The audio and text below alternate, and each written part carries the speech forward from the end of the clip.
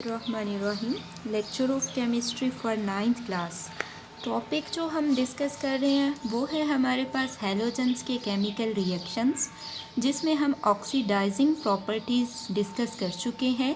Halogens के hydrogen के साथ केमिकल रिएक्शंस भी देख चुके हैं और हैलोजेंस के वाटर के साथ यानी पानी के साथ रिएक्शंस भी देख चुके हैं। आज हम 4th पॉइंट देखेंगे हैलोजेंस के मीथेन के साथ रिएक्शन। सबसे पहले हमें ये पता होना चाहिए कि मीथेन का फार्मूला क्या है।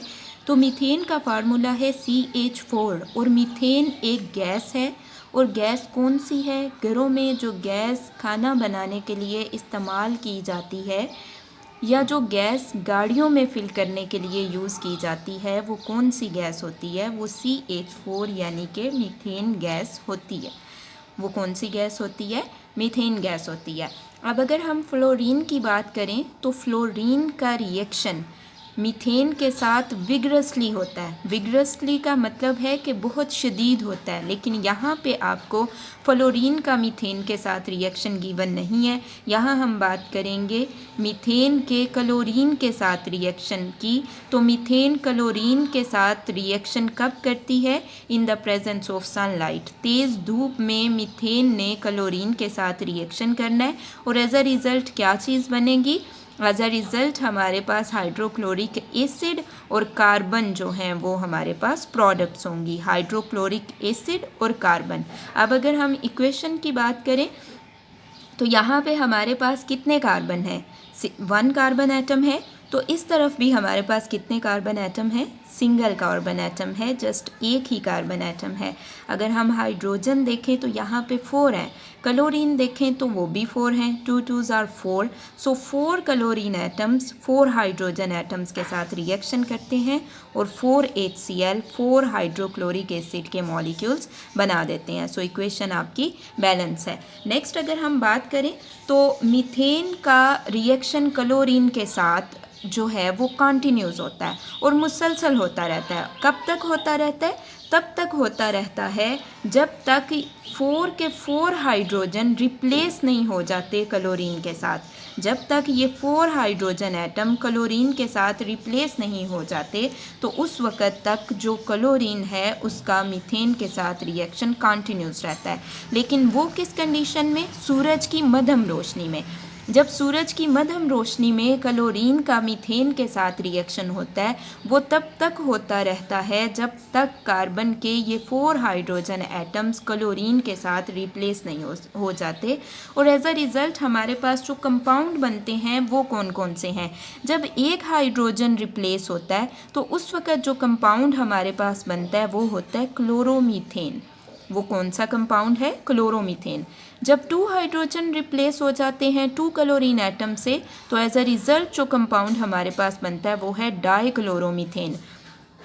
जब 3 हाइड्रोजन रिप्लेस हो जाते हैं 3 क्लोरीन एटम से तो एज अ रिज़ल्ट जो कंपाउंड हमारे पास बनता है वो है ट्राइक्लोरोमीथेन और इसे क्लोरोफॉर्म भी कहते हैं।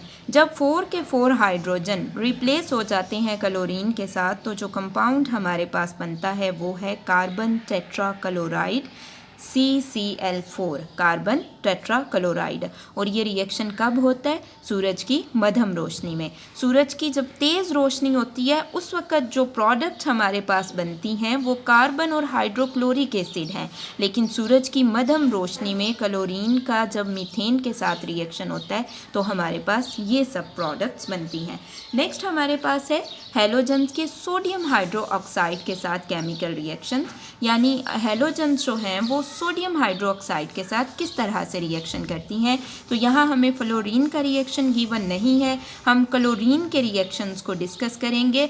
अगर क्लोरीन सोडियम हाइड्रोक्साइड के ठंडे और डाइल्यूट सोल्यूशन के साथ केमिकल रिएक्शन करे, ठंडे और डाइल्यूट सोल्यूशन के साथ केमिकल रिएक्शन करे तो एज अ रिज़ल्ट जो हमारे पास प्रोडक्ट बनती हैं वो हैं सोडियम क्लोराइड, सोडियम हाइपोक्लोराइट और water molecule. Sodium chloride, sodium hypochlorite और वाटर मॉलिक्यूल।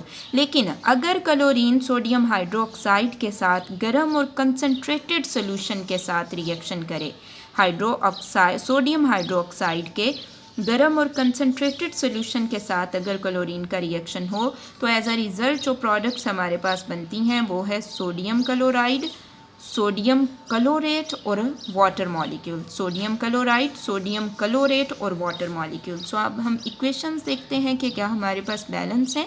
तो जब सोडियम हाइड्रोक्साइड के 2 मॉलिक्यूल्स क्लोरीन के मॉलिक्यूल के साथ रिएक्शन करते हैं तो सोडियम क्लोराइड, सोडियम हाइपोक्लोराइट और वाटर मॉलिक्यूल बनता है।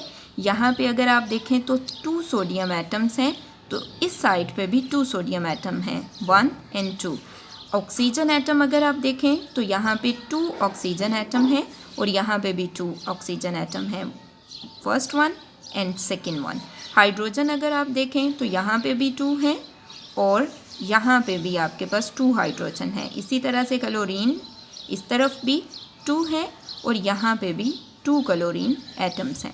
नेक्स्ट आपके पास रिएक्शन है कंसनट्रेटेड सॉल्यूशन के साथ क्लोरीन का, सोडियम हाइड्रोक्साइड के कंसनट्रेटेड सॉल्यूशन के साथ। तो उसमें आपके पास 6 सोडियम हाइड्रोक्साइड हैं और इधर अगर आप देखें तो 6 सोडियम एटम्स हैं। यहाँ पे अगर आप देखें तो 5 सोडियम एटम ये और 1 ये, तो टोटल आपके पास 6 हो गए। अगर आप ऑक्सीजन देखें तो 6 एटम्स हैं, तो ऑक्सीजन के भी 6 एटम्स हैं, 3 यहाँ पे ये वाले और 3 यहाँ पे। हाइड्रोजन देखें वो आपके पास 6 एटम्स हैं, तो 3 2s are 6, यहाँ पे भी आपके पास 6 हाइड्रोजन एटम्स हैं। क्लोरीन देखें 3 2s are 6 एटम्स हैं बेसिकली क्लोरीन के, यहाँ पे भी 6 हैं, 5 ये और 1 ये। अब यहाँ से आपको जो क्वेश्चंस बनेंगे वो आप नोट करें। क्वेश्चन नंबर 1 है हेलोजेंस के मीथेन के साथ केमिकल रिएक्शन लिखें। तो उसके आंसर में आपने यहाँ से यहाँ तक लिखना है, यहाँ से यहाँ तक। नेक्स्ट आपके पास है क्वेश्चन नंबर 2, हेलोजेंस के सोडियम हाइड्रोक्साइड के साथ रिएक्शन लिखें। पेज नंबर 171 पे इसका आंसर है और इसके आंसर में आप यहाँ से यहाँ तक लिखेंगे।